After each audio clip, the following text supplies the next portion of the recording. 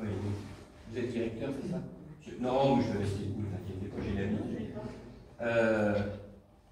Moi, je vous invite, gentiment mais fermement, parce que j'ai assisté en cours de réunion, je peux vous dire une chose, monsieur le directeur, les patrons de l'industrie, ils n'ont pas votre discours. Ils n'oseraient pas se comporter comme vous vous comportez, et c'est pas bien ce que vous avez fait, en tout cas, moi, ce que j'ai assisté. Vous refusez de répondre aux questions. Vous voyez une question qui se pose là? Non, oui, vous refusez de répondre aux questions. Oui, il y a un truc... Non, mais monsieur, il y a un truc qui est ça. simple. Non, mais vous ne couperez pas la parole.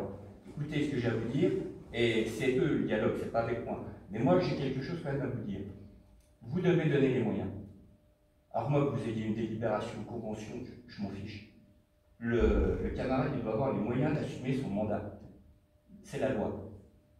Donc, après, il n'y a pas 50 solutions. Soit vous êtes en capacité, vous, employeur, parce qu'il y a des problèmes de sécurité, de prévention, c'est vos prérogatives. Alors que vous ayez un médecin du travail, 3 médecins du travail, 50 médecins du travail, ce n'est pas notre problème. Vous devez mettre les moyens en face. C'est votre responsabilité, c'est la responsabilité des employeurs dans les collectivités et également la responsabilité du centre de gestion. Parce qu'ils ont raison, quand on est à la métropole, on doit avoir les mêmes moyens de prévention que dans une petite commune. C'est pas parce qu'on est agent d'une petite commune qu'on doit se flinguer le dos ou se flinguer les épaules quand on est aux espaces verts, par exemple. Et je ne vous parle même pas des collègues qui sont dans les bureaux, qui s'esquintent le dos parce qu'ils ont des sièges pourris. Ça, on pourrait en parler. Il y a des choses à faire, c'est de votre responsabilité et vous devez donner les moyens. C'est pas grand-chose, c'est mettre une voiture à disposition. C'est simple. Je ne comprends même pas qu'on se dispute pour ça. Vous voyez? Moi, je comprends. Moi, quand ils m'ont expliqué le problème qu'ils avaient, je ne comprends même pas. Dans une boîte du privé, ça ne se passe pas, ça. Je vous le dis. Parce que, enfin, à un moment, c'est... Donc moi, je vous invite à trouver le chemin du dialogue. Là-dessus. Ça, c'est facile. Le droit syndical, c'est facile. Les moyens, c'est facile. Trouver comment on paye les sièges ergonomiques, ça, c'est plus compliqué. Je suis d'accord, et il faut du temps. Mais sur les moyens syndicaux, franchement, c'est facile. Donc c'est simple. Discutez avec le président, qui vous voulez. D'ici une semaine, donnez-leur une réponse. Parce que je vous garantis que si vous ne voulez pas qu'il y ait une délégation CGT qui envoie un courrier à chaque maire du département pour expliquer comment ça se passe au centre de gestion, qu'il n'y a pas de dialogue social, et la nature des réponses qui sont apportées aujourd'hui, moi je suis consterné, monsieur. Je vous le dis. Parce que ici, on est normalement dans l'antre de la démocratie. Parce que le centre de gestion, ça représente des élus, pas des patrons du CAC 40. Normalement, les patrons du CAC 40, ils défendent leurs intérêts.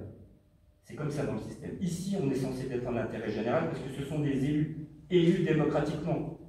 Donc normalement, quand on a en face de soi des représentants du personnel élus démocratiquement, ça doit vouloir dire quelque chose pour vous et pour ceux qui siègent au conseil d'administration. Donc monsieur, je vous engage à retrouver le chemin du dialogue. Un accord de dialogue social, c'est facile à trouver. Donner les moyens aux élus en temps, en déplacement, c'est facile. C'est facile. Vous avez les moyens. Et le médecin du travail, vous dites, on ne peut pas recruter le numerus clausus. Expliquez-moi pourquoi dans certaines entreprises, les médecins du travail, ils se battent pour rentrer. Et pourquoi ils ne viennent pas chez vous? Expliquez-moi. C'est simple.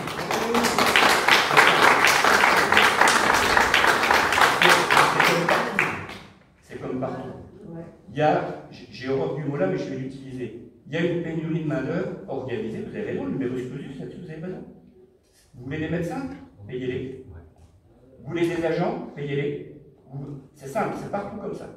Et plus on ira, je ne partage pas la notion de plein emploi, plus on ira vers le plein emploi, plus il faudra payer. Je vous le dis.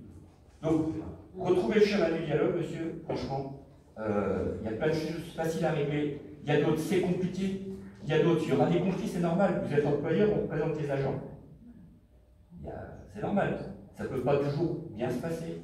Mais franchement, ce que j'ai vu tout à l'heure, vous n'êtes pas obligé de...